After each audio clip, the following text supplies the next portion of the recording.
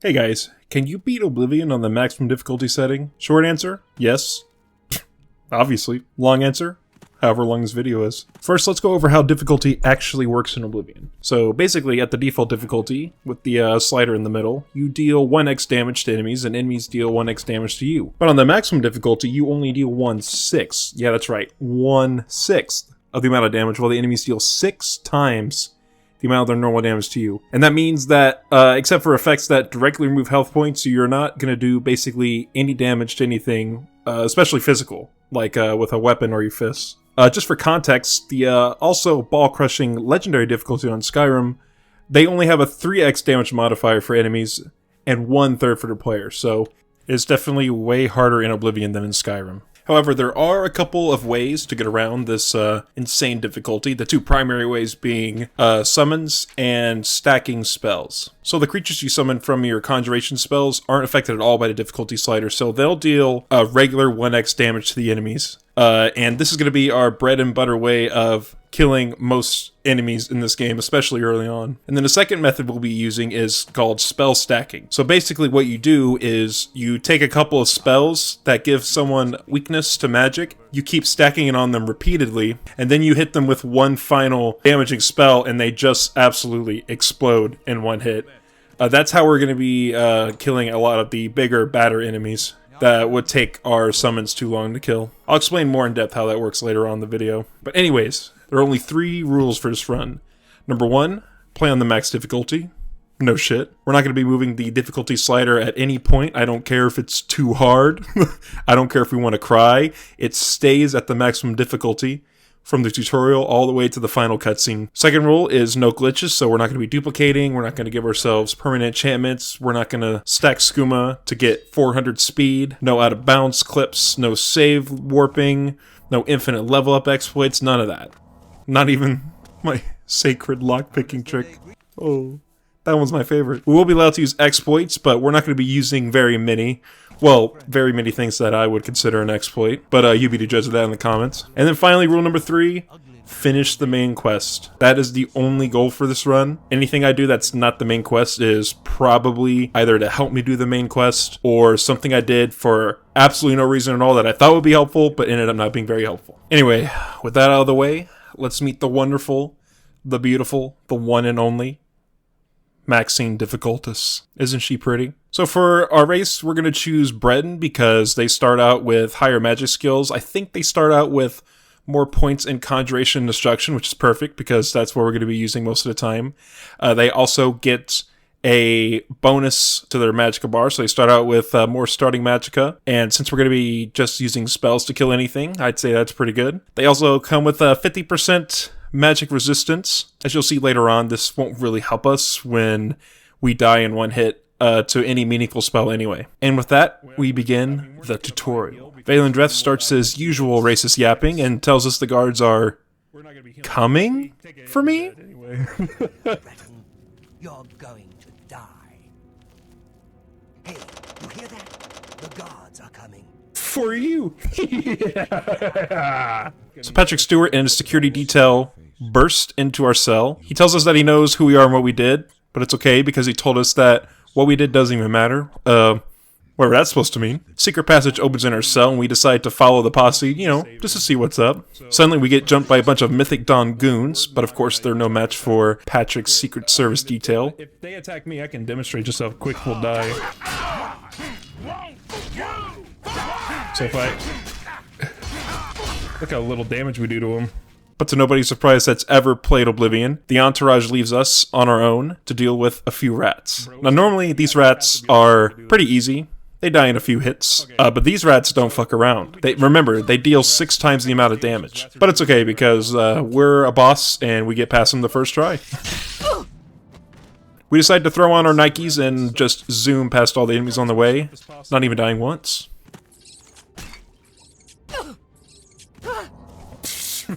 Fuck, dude. Oh no. On the way, we make sure to pick up this mortar and pestle because we're going to be making some sweet, sweet potions. And we also pick up anything we can of value because we're going to need a decent amount of money for the stuff we're going to be doing later. After channeling our running from the cops speed. Watch out! He's got We run to Patrick again, and this time he goes all white teen girl in 2009 on us and asks us about our birth sign. We tell him, oh my god, that's such a Gemini Mercury rising retrograde thing to do. And then I tell him that my birth sign is the Apprentice. The reason we go with the Apprentice is because the Apprentice will give us a 100 point boost to our Magicka bar at the cost of a 100% weakness to magic. Now, if you consider that Bretons have an innate 50% resistance, and we die in one hit to spells anyway, I think the Apprentice birth sign is a much better choice here than the Mage birth sign, which only gives us 50 extra Magicka points. With no downside, mind you, but still. Patrick then tells us he's going to die, and then we just somehow just gotta move on from that. That's fucking horrible, man. The signs I read show the end of my path. My death, a necessary end, will come when it will come. Glenroy gives us a stank eye, while Boris shows basic human compassion and empathy and hands me a torch. Shortly after, we're left alone with Patrick. We're told to, quote, guard him with our life. But within 5 seconds, he tells us he can go no further. And then tragically, me and him are both hit with some paralysis gas or whatever, so we can't even move, and we just watch him die right in front of us. Find him and close shut the jaws of Oblivion. Yo, move, man. Move.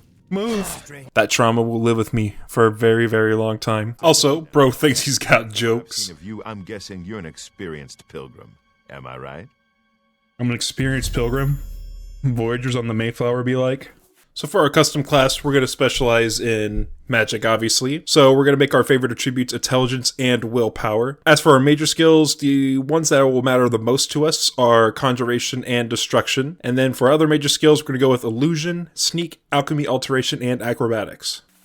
Alteration, we're going to be using that for shield and reflect. Bro doesn't know reflect is actually a mysticism spell effect, not alteration. Anyways, conjuration and destruction are pretty self-explanatory like I explained earlier. The next most important skill in our major skills is actually acrobatics, because whenever you level up acrobatics, it'll give us points that we can use towards our speed whenever we level up. Actually, in this run, we don't end up leveling too much, so this didn't really matter too much in the end. We go for illusion because they have spells like calm and demoralize, which we also only end up using really in the beginning and then not really much after that. We go with sneak for sneaky past enemies, which we also don't really end up doing often. We often end up just charging in and running past enemies. We go for alchemy so we can craft potions to sell and poisons to use, which yeah, you get it. Most of these we actually won't utilize a whole lot, but we had to put something in our major skills, so that's what we went with. So Boris tells us that Patrick must have thought we were a cool, swell, trustworthy guy, and tells us to meet Joffrey up at the Wayne and Priory, but before that, let's meet our friendly neighborhood drug dealer. Right now, we're not interested in his drugs, but we do sell him some of our drugs in exchange for his little metal rods that we can put in keyholes to open doors. So these lockpicks we're buying, plus the ones we picked up in the tutorial, should be enough to last the whole game. About 40 lockpicks. Of course, barring the biggest skill issue known to mankind.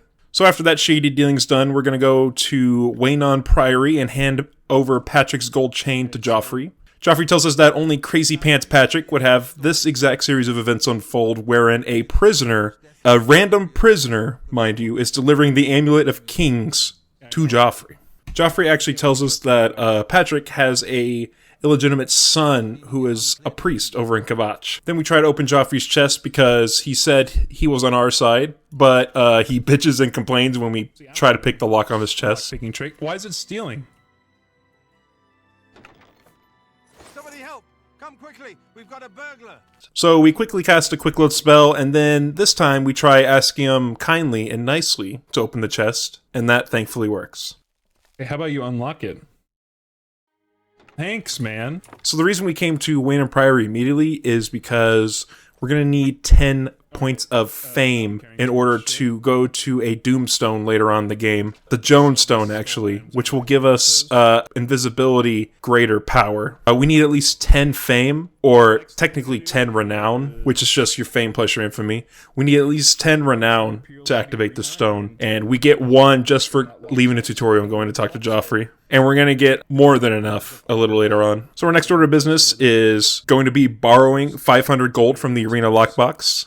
because, like I said, we're going to need a decent amount of gold. We need all we can get, and this is a free 500 gold, assuming you don't get caught, of course. And don't worry, we'll be back to the arena later. But before that, we head to Skingrad to run a couple errands. The first thing we're going to do is we're going to go to the Skingrad Mages Guild, and we're going to talk to Tamriel's most socially adjusted NPC to start the Skingrad recommendation quest line. Adrian tells us basically that Earthor cried out, "It's not just a phase, Mom!" and then ran away from home. Druzha the Argonian tells us that Earthor is hiding out at Bleak Flats Cave. So we will be heading there, but before we do that, we'll talk to an even more socially adjusted NPC named Glarthir. Ah, you came. Ah, you came. I can't tell you how many times I've heard that. Basically, this crazy guy gives us money each night to go investigate people that he believes are watching him. But the great thing about this quest is that you don't actually have to investigate anybody. You can get the quest from Glarthir, wait 24 hours right in front of Glarthir, and talk to Glarthir again. Tell him you investigated the target, and he'll give you the gold. We repeat that a few times, and then eventually he gives us a note with a task on it. That task being to kill everyone he asks us to investigate. However, we can hand this note to a guard, and if we hand the note to a guard, not only do we get a point of fame, the guards will also kill Glarthir, and we can take 300 additional gold off his body. Let's watch him get arrested.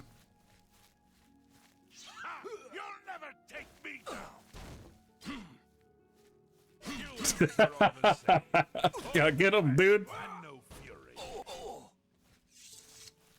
Obviously, very useful. I would recommend you do this in your new playthroughs for easy money right at the beginning. Someone in chat at one point told me that Maxine looks like Fiona from Shrek. Dude, you read my mind. I was literally about to say this is Fiona as soon as you typed that in the chat. That's fucking crazy, dude. I'm like, dude, it's actually Fiona. Even the dress and everything looks like fucking Fiona. And someone also told me that Coral kind of looks like the town from Shrek. It's a nice Oblivion NPC dialogue. Shit, Loki looks like the town in Shrek when you looking like Fiona. Dude, you mean never ever after? Isn't that what it's called? And actually, it's not called Never Ever After. It's called Far Far Away. I have no idea where I got that from. I must have been huffing skooma. So after dawdling around a little bit, we finally make our way to Bleak Flats Cave with lots of scary zombies around. But we're going to throw in our Nikes and zoom right to Earthor. And unfortunately, bro is in stasis until we kill all the zombies that are in the cave. I'm not going anywhere until they're gone. Horrible things. So we try casting the default flare spell on a zombie, and we quickly realize we're doing about 0 damage. So we swap to our skeleton and have him duke it out like it's a Pokemon battle. Skeleton.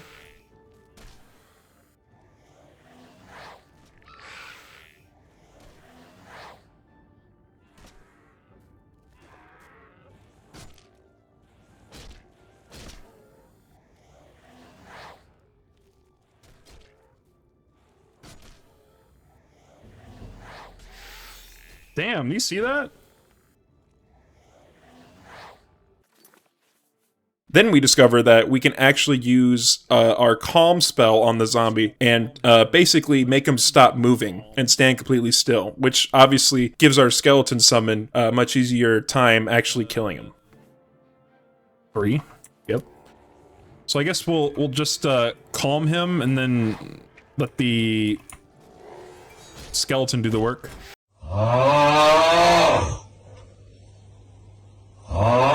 And we do all this without dying even once. I will say, this is definitely one of the ways to play Oblivion of all time. No! No! No! No! Please kill him! Please kill him! Please kill him! Dude, kill him!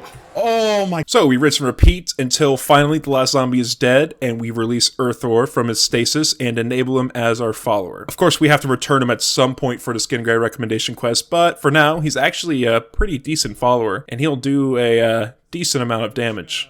Supposedly. All the other recommendation quests, except for Anvil and Leowyn, don't actually have combat, so we won't be going over those in detail, except the Anvil Leowyn ones. So in Anvil, Carahil tells us the Magus Guild is apparently a group of mercenaries now that kill dangerous criminals. Someone has been caught clapping the cheeks of traveling merchants along the road between Anvil and Kvatch, and we are tasked with taking care of it. We meet our contact Ariel on the inside, tells us she doesn't know the way to Shaden Hall. No, friend, I'm afraid I don't know the way way to Shaden Hall? And then asks us to go up and get a room and sleep. But before we do that, a very socially adjusted NPC comes up to us and tells us that she heard we were a traveling merchant and that it would be so terrible if I died. Not suspicious at all. She's the battle mage that's killing all the merchants.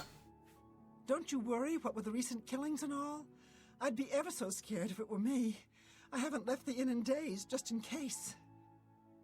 Well, you take care of yourself. I'd hate to hear about another senseless death. Good luck to you. So after we wake up, we take our first level up completely unintentionally. In case you don't know, leveling up actually makes enemies harder in Oblivion. So we actually want to limit the amount of times we level up to only when it's necessary. So we roll out of bed. We travel down the road between Anvil and Kvatch, and then lo and behold, you'll never believe who's hiding in the bushes right there. I'm afraid. Thankfully, we successfully defend ourselves and kill her on the first try. Ow! Extra fall damage, you just take extra Eventually, we adopt a strategy of going up on the rocks above and hiding while the friendly NPCs do all the real work. And that's going to be a theme throughout this run.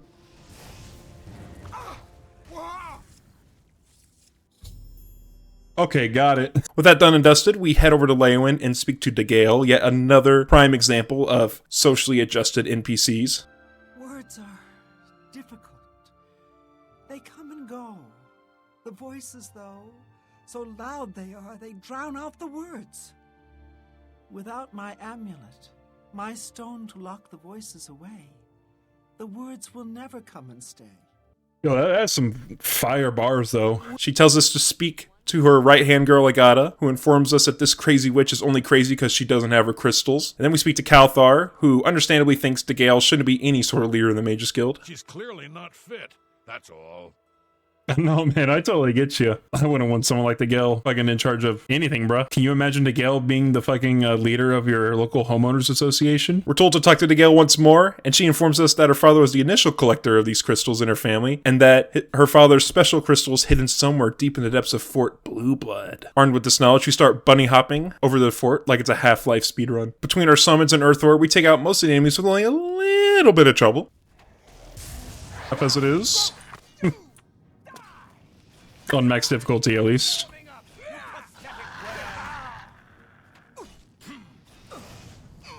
You're a traitor.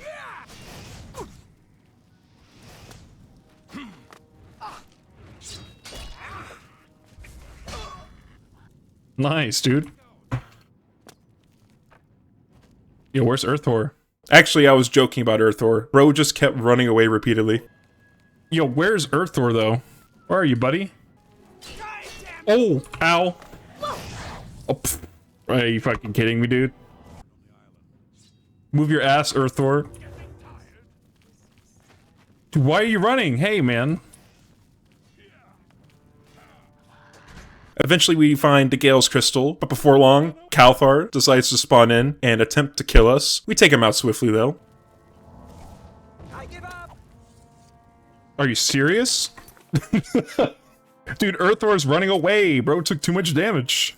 Guess we'll just have to do this the old-fashioned way. It's not even worth trying to attack him. If only Earthor wasn't such a giant pussy, dude. He'd be helping me right now. It's already be over.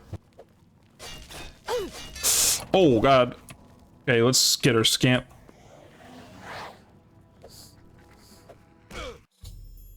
Woo! God, his ass.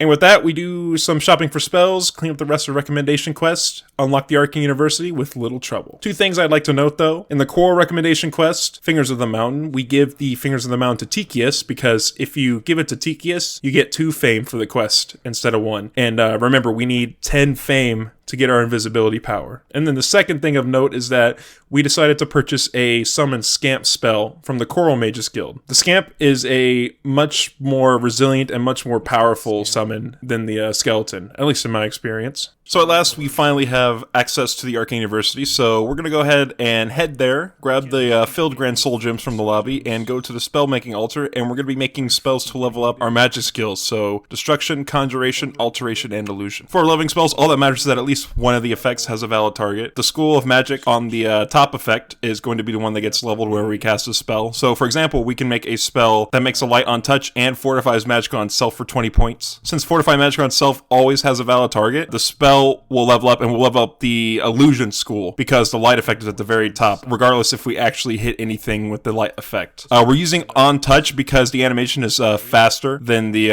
on self animation, and we can make it twice as fast if we hold block while casting the spell. And fortify magic is used so we get the magicka we spent casting the spell refunded, so basically we can walk around and cast this infinitely. As we're just walking around doing stuff, we're going to be holding block and casting our level up spells just to get those out of the way while we're walking around doing other stuff. We need to get our conjuration instruction to at least level 50 for spells we'll be crafting later. We're feeling a little light in our pockets, so we go to the arena and try our hand at being an arena combatant. We head down to the Bloodworks and get perhaps the nicest introduction we've had so far. I don't know who you are, friend, but you've got about 10 seconds to tell me what you're doing in my Bloodworks before I lop your arms off. The first arena fight is a bit of a struggle, but after throwing on our Air Jordans, we managed to have our Scamp do all the work for us and defeat our foe. That's the part where you fall down and flee. Oh god.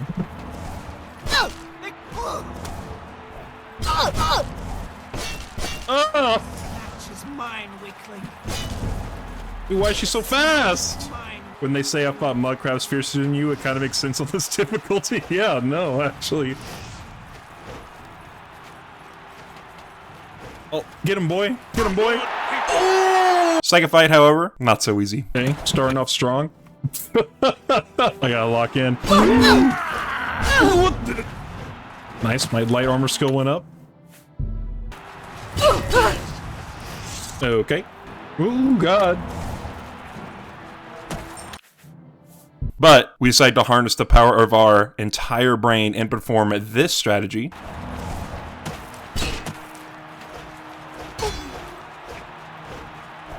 Wait, hold on a second.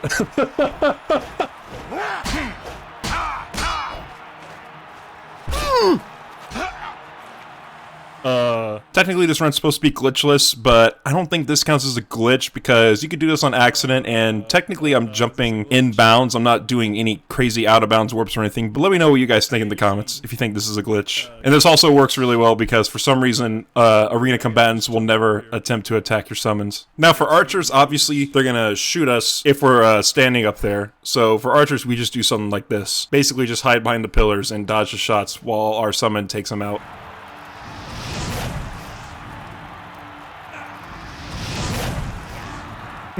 Smartest Oblivion NPC? Dude, what the hell is this? Now you may be wondering how we do against multiple opponents. There we go.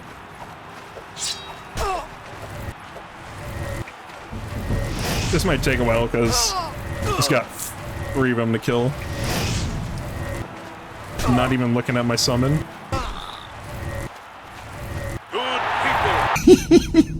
We got through the entire yellow team like Havarti cheese until we get to this little shit.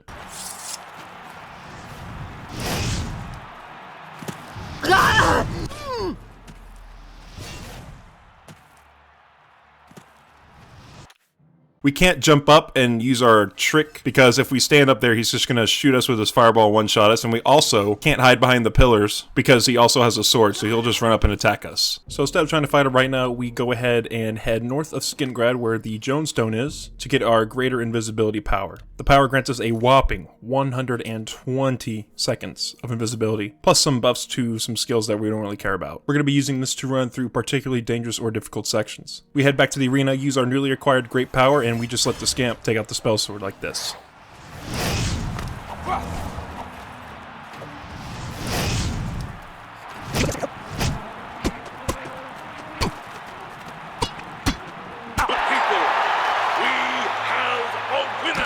So for the next fight, the second to last fight we're going to do in the arena, we once again, unfortunately, get pitted against 3 opponents. 3 trained opponents and not just some prisoners. Our boy Owen, though, comes into clutch by sending Porkchop into the arena, which does help a little bit by taking off the aggro. We kill them first try for real this time.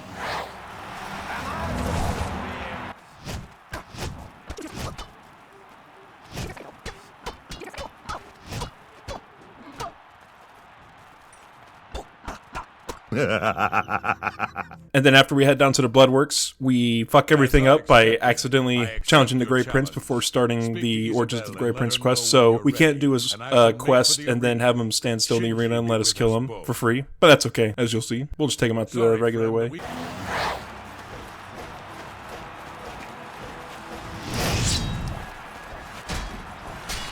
So after a fight with the Great Prince, Isabel tells us that we can fight some nasty creatures each week for a little bit of extra cash, so if we ever need a little bit more gold, we can always come back here and perform this arena cheese again for easy money. We won't be coming back here, but still good to know that we can. So with our pockets looking like a swollen lymph node, we exit the arena, collect the Adoring Fan as a follower. I saw your fight against the Grey Prince. You're the best. Can I follow you around? I won't get in the way. He's gonna be completely useless and die several times, but it's pretty funny. Golly, you're the best. I'm going to follow you and watch you and worship the ground you walk on. Let's go. We go to the Market District in the Imperial City and bring into Red Diamond Jewelry. We're going to need rings and amulets to enchant with Fortify Speed. We also go to Wellspring Cave to do our Mage's Staff quest, so we can get the Paralyzed Staff, which will make applying our spell stacks later much easier. And we cut through the Necromancers on the very first try. And also check this out, these enemies somehow managed to drown themselves.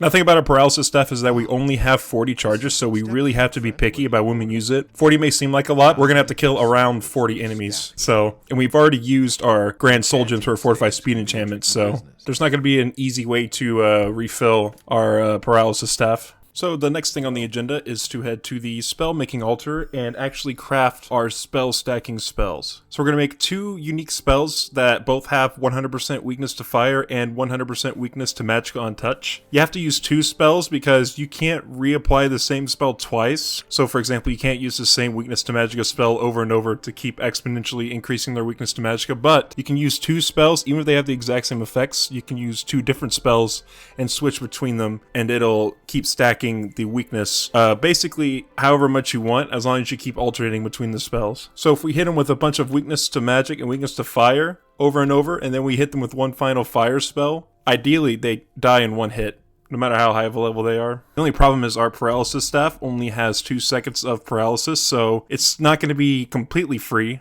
but if we can get them paralyzed and apply at least 2 or 3 stacks of weakness, should be enough to kill most enemies in the game. Later on, we'll consider crafting a paralyzed spell that lasts a little longer to make applying the spell stacks easier. But that's essentially how it works. So with our new tools unlocked, we finally head to Kvatch and run straight into the gate. The Adoring Fan also decides that following us into a plane of Oblivion is a splendid idea. Yes! Golly, you're the best! This gate isn't too hard. We just run through it with our Scamp Summon.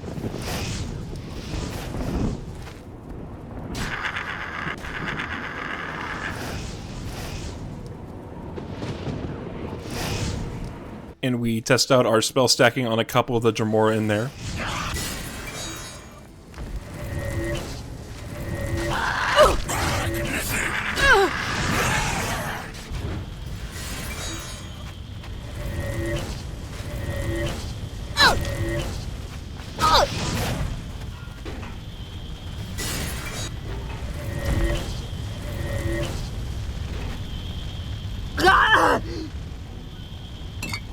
With only a little bit of trouble, we finally managed to reach the Sigil Stone. We make a save in front of the Sigil Stone and re-roll it until we get the Fortify Speed effect on the stone.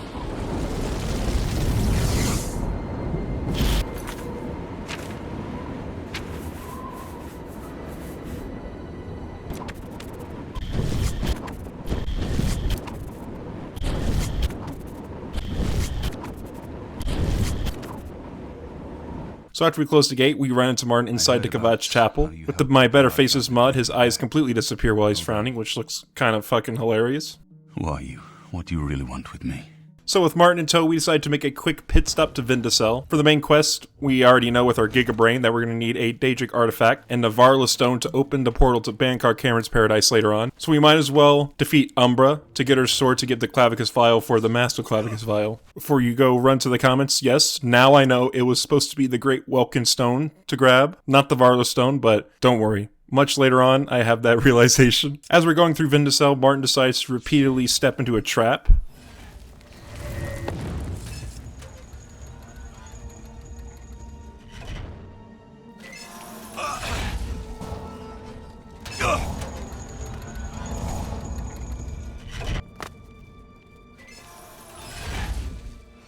Whenever we reach Umbra, we paralyze her, put a few stacks of weakness on her, and absolutely explode her with our final damage effect.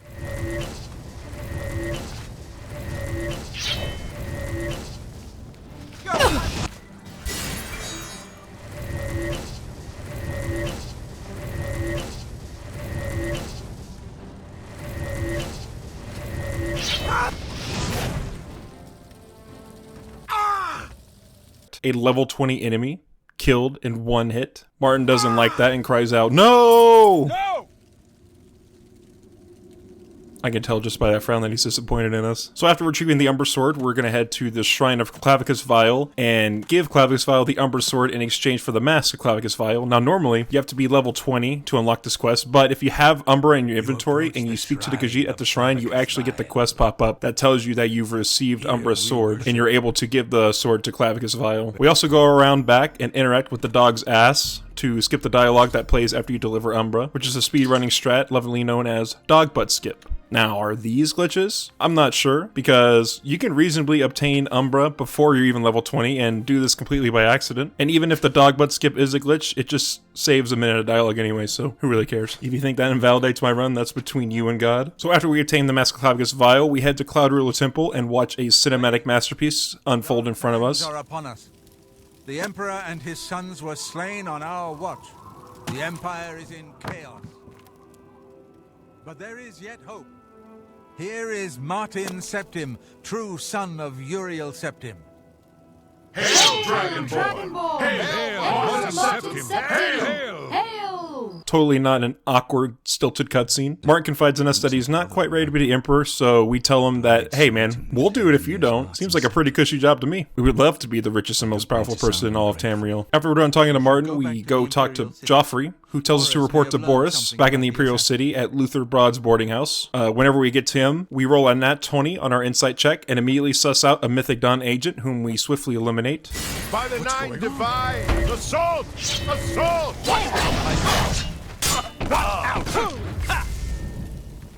I told you to stay back and keep an eye on the guy who was watching me.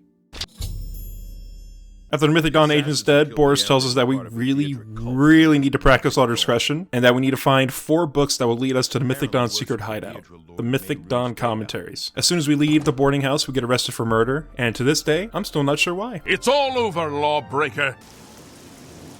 Yes! Golly. We go to the Arcane University and meet with Tarmina, and she tells us to speak to Phintius at the first edition about the 3rd and 4th Mythic Dawn commentaries books, after graciously giving us her library's copy of the 2nd volume.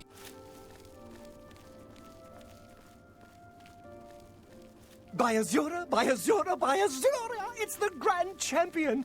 I can't believe it's you standing here next Could I speak with you? He tells us that he already sold the book to some nerd named Gwynnis. We tell Gwynnis in no uncertain terms that we're going to give him a swirly in the Imperial prison toilet if he doesn't hand over the book instantly. He immediately surrenders the book after that. Before heading back to Boris, we make a quick stop to Miss Karkand to pick up our Varla stone for later. It's supposed to be the Great Welkin stone. These low-level zombies and skeletons are no match for our scamp, so we stave on our paralysis staff charges. Also, right here, the Adoring Fan's AI bugs the fuck out for some reason.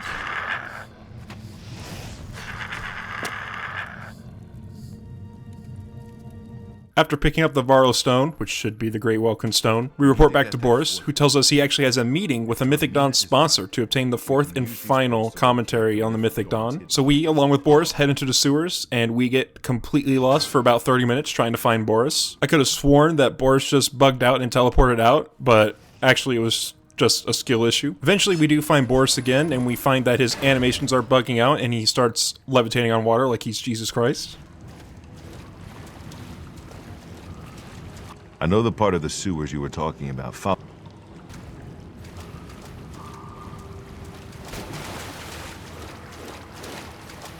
Over here! Parry and strike! After we reach the door to where the meeting's supposed to be held, we agree to let Boris beat the sponsor, which goes something like this.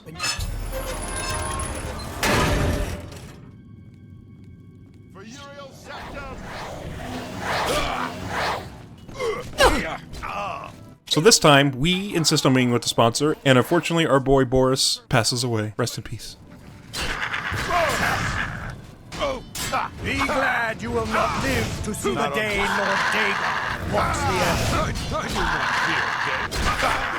fear death. I've fought mudcrabs more fearsome than you.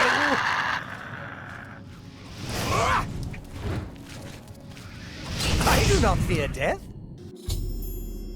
But we have the fourth book, and that's all we really care about, so see you, Boris. We go back to the Arcane University and talk to Taormina, who tells us that she'll start studying the books. However, with our super giga brain, we already know what to look for in these books. In case you didn't know, across the 4 commentaries, the first letter of each paragraph spells out the sentence, Green Emperor Way, where tower meets midday sun. What that means is, in the Palace District, there's a tomb with a map that will glow red between 12 p.m. and 1 p.m. every day. And you interact with that, and you'll get the quest marker for the secret Mythic Dawn hideout. So since we now know where the Mythic Dawn hideout is, we go ahead and head there. We get past the doorkeeper, and we try to blend in and stupidly give this guy all of our possessions. And apparently the Mythic Dawn doesn't take too kindly to guests, so the adoring fan gets absolutely blasted.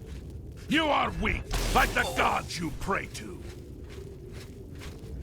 Once we get to the shrine room, we see Mankar Camoran yapping about the Dawn coming, or Tamriel will pay, or whatever, who cares. We sit there and patiently listen until his sermon is concluded. Unfortunately, he teleports away with Patrick Stewart's gold chain. We conclude maybe the next best thing to bring back will be this little white book sitting on the altar. We attempt to perform a devious slick on the Mysterium Xerxes, and well...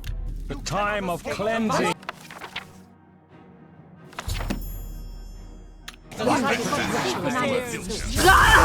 This time though, we wait till everybody leaves, cast our invisibility, great power, grab the book, then we find out that grabbing something will end our invisibility, and then we get one shot instantly.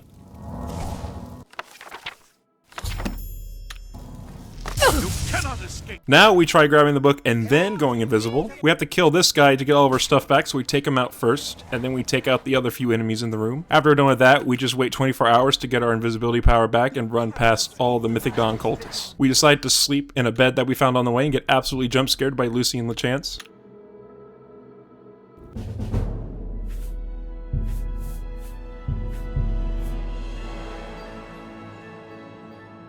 You sleep rather soundly for a murderer. Upon return to Cloud Ruler Temple, Martin tells us that the Mysterium Xerxes is actually ticking atomic bomb, and that we are really stupid for running it around within our inventory casually. He points us to Joffrey, and Joffrey informs us that there are Mythic Dawn spies in Bruma. After speaking with one of the Blades and learning of their location, we see the spies venting and immediately call an emergency meeting.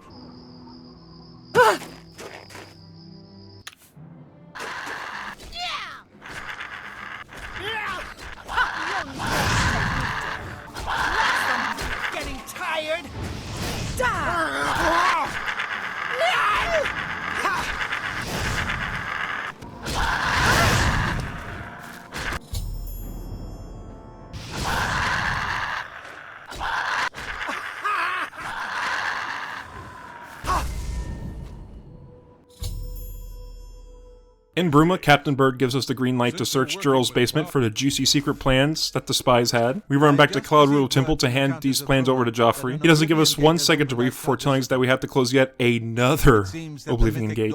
Outside of Bruma, we meet with Captain Bird, where his men are standing at attention, ready to go into the Oblivion gate. We go around asking everybody, trying to figure out who's in charge. The captain's in charge. I'll follow his orders. The captain's in charge. The captain's in charge. The captain's in charge. The captain's in charge. With our new entourage, we go ahead and run into the Oblivion Gate head first. I've got that one.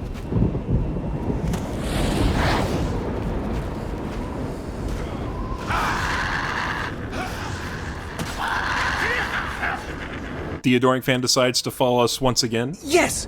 Oh, great and mighty Grand Champion, is there something you need? Can I carry your weapon? Shine your boots? Back rub, perhaps? We've already seen him die a few times, if only he was useful and immortal. Takes a little trial and error and maybe a few deaths, but with Captain Bird's help and our scamp summons, we managed to clear this Oblivion Gate without using any of our paralysis staff charges. And once again, whenever we get to the Sigil Stone, we quick save and quick load right in front of the stone until we get a Fortify Speed enchantment. Whenever we return to Cloud Ruler Temple, Joffrey informs us that we need to talk to every leader in Cyrodiil and convince them to send aid to Bruma in the event that a great gate opens up outside the city. Like we'd ever let that happen. We're not going to be bothering with this quest, the quest being allies for Bruma, because it's technically optional, and the great gate fight at this level is not going to be super difficult. We head inside and talk to Mart, who informs us that we need to give him our cool, badass mask, which is a shame, because we could really use that 20 points of personality, but I guess we'll give it up for the greater good, or the future of Cyrodiil, or whatever. Martin tells us that we also need the blood of a very old Septum guy. Joffrey says we can find the armor of Tiber Septum inside the ruins of Sancretor. Joffrey says that he's sending us to our death, which is definitely something that we wanted to hear. We nearly forget that we even had the Adoring Fan with us as we head over towards the ruins of Sancretor. On our way there, we go ahead and enchant an amulet with a speed buff, which will give us the maximum speed that we will have for the rest of this run. Sancretor is filled with a lot of undead enemies, but the ones that will cause us the most trouble are the ghosts. This is because they can't be paralyzed, and any melee attack that the scamp does will actually do 0 damage to the ghosts. So we have to wait until the scamp decides to throw enough fireballs at the ghost for it to die. So after a long time of waiting for our scamp to clear out the ghosts, we decide it would be a lot quicker to run past all the ghosts instead of killing them one by one. Eventually we find the first of 4 undead blades, whom our scamp takes out quite handily. The ghost of Relis rises from the corpse of the undead and explains that he still has one task to do before the crewmates can take the W. We continue running past all the ghosts as we attempt to locate the other 3 undead blades to complete the ritual. We find out that ghosts actually open doors instead of phasing right through them, which is kind of fucking strange.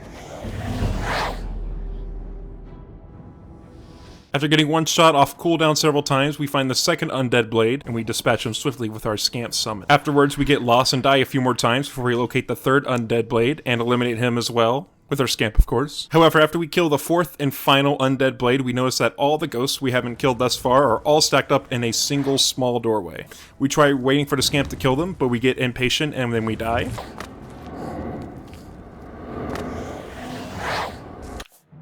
We then try to equip the Tims and run past them and die a few more times.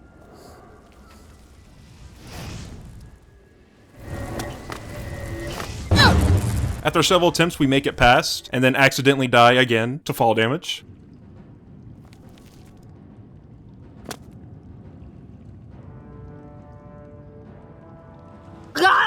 After swiftly quick loading, we make our way to the inner crypt and watch as the blades uncheck the solid property checkbox on the Unity prefab, allowing us to waltz through and grab the armor of Tiber Septum. We backtrack out of Sancretor. Notice the Adoring Fan didn't actually follow us inside of Sancretor, and we give the armor of Tiber Septum back to Martin at Cloud Ruler Temple. Martin says Dad will be very mad if the armor is broken, but he just needs a little bit of blood from the armor, so it should be fine. Martin also tells us that we must retrieve a Great Welkin Stone from Miscarcand, so we sit there for a minute scratching our head until we realize it was supposed to be the Welkin Stone, the Great Welkin Stone, that we were supposed to grab, and not the Barlow Stone. So our diversion to Miscarcand earlier was 100% pointless. Nevertheless, we return to Miscarcand, get lost a few times, die even more times, before finally locating the Great Welkin Stone. Instead of finding the boss that spawns, we decide to just hightail it out of there back the way we came. After leaving Miscarcand, we realize that we cannot fast travel, so we travel a considerable distance, and are still unable to fast travel. We come across an old farmstead, and after walking inside and still not being able to wait, the game crashes, and upon reloading, we are finally able to fast travel. Funny how that works, it's almost like this game isn't terribly well made. When we return to Cloud Ruler Temple, Martin has been smoking moon sugar for hours straight and suggests that we let Mayrune's Dagon open up a great gate near Bruma because he's bored. We don't quite get why he says this, but we go ahead and entertain him. We let the Countess know of Martin's really stupid plan, and she informs us that she also thinks it could be a little fun. What is with you people? We go to the chapel where the Countess and Martin are talking about how much they're looking forward to opening the Oblivion Gate right in their own backyard. At the Great Gate, Martin starts yapping about saving the world or whatever, and then we find out the army Mayrune's Dagon is sending to Tamriel. A bunch of scamps and a couple Dremora. For some reason, at least half of these soldiers don't have weapons equipped and are just fighting with their fists. And also, everybody chases after this horse for some reason.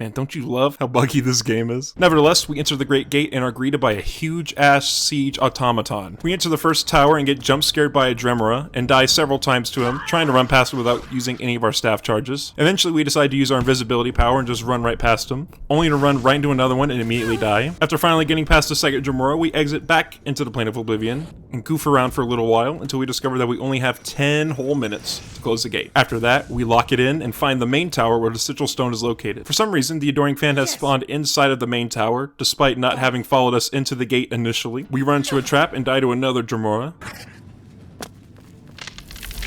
Next time, we're cognizant of the trap, and then we still die to the Dremora.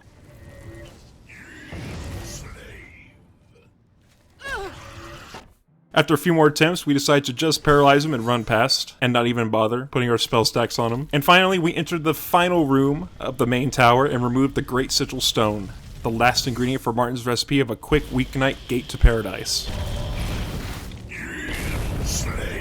After re-establishing ourselves in the correct plane of existence, Martin tells us dinner will be ready soon, so we head back to the Cloud Ruler Temple. He informs us that he's cooked up a nice interdimensional portal, but before we head into the portal, we make a stop to the Arcane University to craft a custom longer paralysis spell. We meet this guy who looks like an alien. I'm sorry, fellow Magister, but I don't have time to talk right now.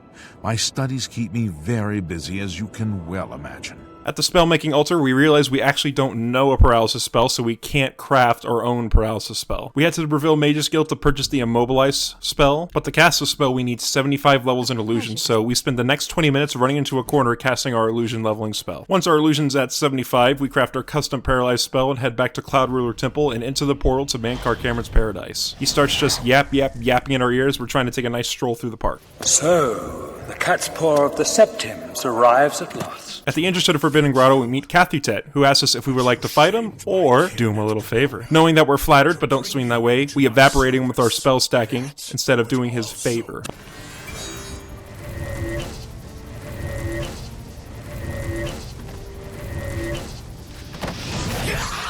On his corpse, we loot the bands of the Chosen, which will allow us to enter the Forbidden Grotto. Inside the grotto, we meet Eldemil, who seems very suspicious, but we have no real choice but to trust him because we've played this quest before. He tells us that he can unshackle us if we pretend to be a prisoner while a Dremora guard comes around on his patrol. He asks us to get into a cage above a hot pool of lava and drops us dangerously close to the lava before bringing us back up. He tells us to meet him deeper inside of the grotto. We go in circles for a little bit and die a few times until we find the correct door, where Eldemil takes off the bands of the Chosen, allowing us to exit the Forbidden Grotto. Mankar Cameron tells us he's a midwife, which is quite an interesting profession for a cult leader. I am the midwife of the Mythic Dawn, Tamriel Reborn. Eventually, we come across Mankar's bratty little kids. They swear that we cannot stop his father from doing bad evil things, but we're about to prove him wrong. Pause. So let me explain the grave mistake we've made here. We've put all of our eggs in one basket with our spell stacking, but Mankar Cameron is going to be the toughest enemy we will have to fight by far. In fact, he's the very last enemy we're required to kill before we beat the game. He has a special custom burst sign that grants him 25% spell absorption and 25% spell reflection, and the clothes he's wearing gives him an additional 10% reflect and 20% absorption. That is a whopping 45% spell absorption and 35% spell reflection. What this means is that 45% of the time he will absorb our spell and nothing will happen,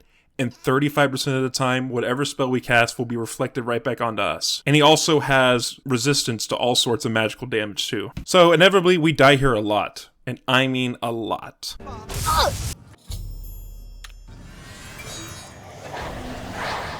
I've fought mud crabs more fearsome than you.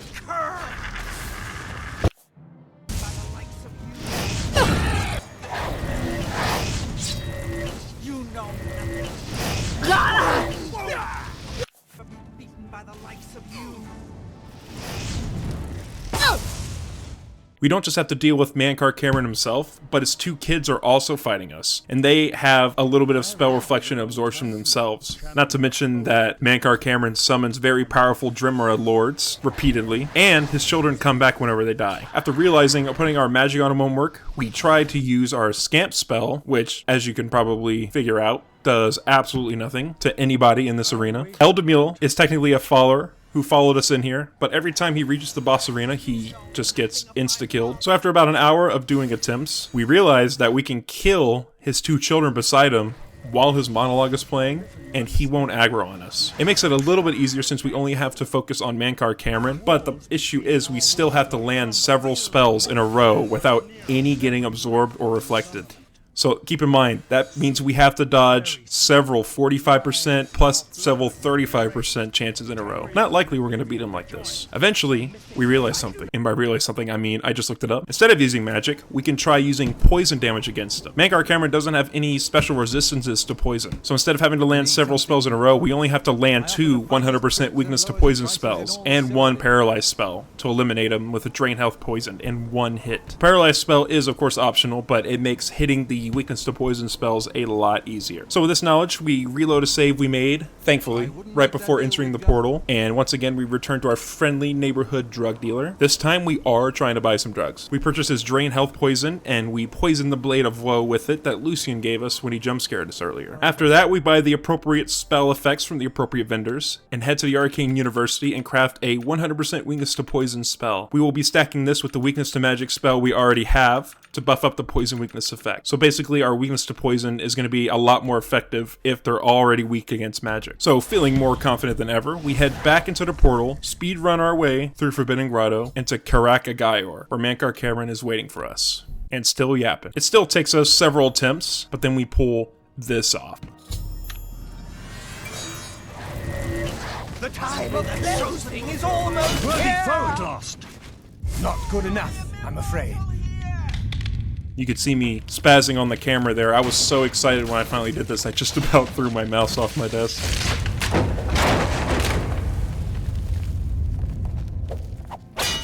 Whenever we return, Martin seems to be really surprised that we actually managed to pull this off. We tell him that he's the Emperor, but Brett was still a little bit hesitant, even though he's literally wearing the Emperor's robe and wearing the Amulet of Kings. We go to the Imperial City, and as Chancellor Akato is inducting Martin to his role as Emperor, he gets rudely interrupted by some dude telling him that Daedra are invading or whatever. Chancellor Okato, the city is under attack. Oblivion gates have opened and Daedra are inside the walls.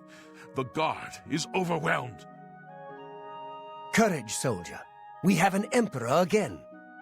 Your Highness, what are your orders? Shall the guard fall back to the palace? No. If we let ourselves get besieged in the palace, we're doomed. We must get to the Temple of the One immediately. As you command, sire. Guards, form up and protect the emperor. To the Temple of the One. We decided to check it out for ourselves though, and sure enough, there are Oblivion gates absolutely everywhere in the Imperial City. Martin asks us to escort him to the Temple of the One, but instead of that, we tell him to figure it out, and we book it straight to the Temple of the One ourselves, and we run past every single enemy on the way. We get to the Temple of the One, wait a little bit, and then Martin shows up, says, "I have a plan, Arthur," turns into Akatosh, and bites the neck off of Mayr's Dagon in the most badass cutscene of all time.